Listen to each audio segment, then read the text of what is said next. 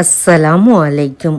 ஒரு தடவை இமாம் ஹசனுல் பஸ்ரி ரஹ்மத்துல்லாஹி அவர்கள் மரணமான ஒருவருடைய அடக்கஸ்தலத்திற்கு பக்கத்தில் நின்று தன்னை சுற்றி உள்ளவரிடம், இப்போது அடக்கப்பட்டவர் எதனை விரும்புவார் என்று உங்களுக்கு தெரியுமா என்று கேட்டார். அதற்கு பக்கத்தில் இருந்தவர்கள், இப்போது அவர் உலகிற்கு மீண்டும் வந்து நன்மைகளை செய்ய வேண்டும் என்று அவர் விரும்புவார் என பதில் கூறினார்கள்.